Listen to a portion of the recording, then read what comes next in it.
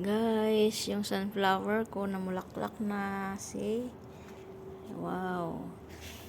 Lahat sila guys. May mga bukol na. Manang-mana sa nag-alaga. Sa nagtanim. Ang ganda guys. Tapos ayan oh, maliliit. Ang ganda niyan. Dami ko ng bulaklak guys. Oh. Ayan pa. Ayan pa. Ito, bumuskad na.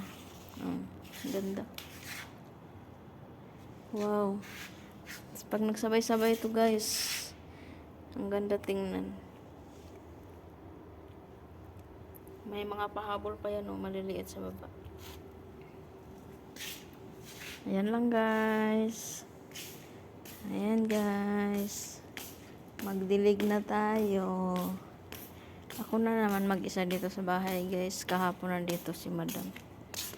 Ngayon ako na lang mag-isa.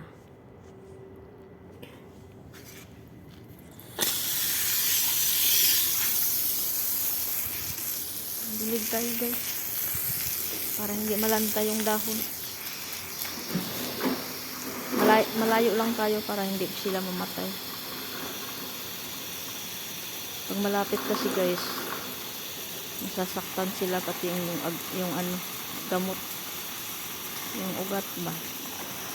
At least pag malayo, ganyan lang guys. Mahina lang yung impact ng tubig.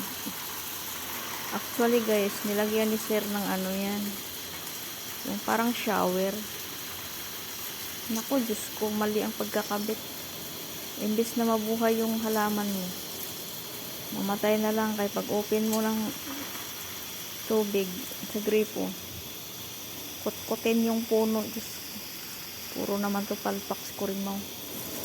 Yung iba pinatay niya yung halaman kasi pag naglagay ng abono direct sa puno, oh, ayan, nangamatay.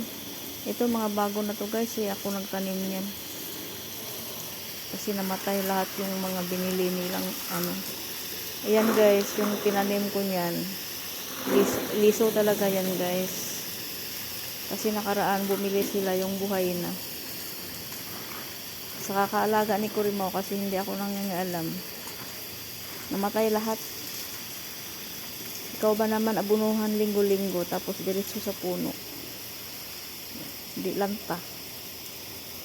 Pero ngayon ang ganda na oh, green na siya, taba. Ginagawa ko dyan guys, tinutunaw ko yung ano, tinutunaw ko yung abono sa tubig, tapos i-stack ko ng 1 week bago ko siya idilig. Ayan guys, pasok na tayo. Hindi pa ako nakapag-umpisa ng linis dito sa loob. Ay, buhay. Hirap maging mahirap.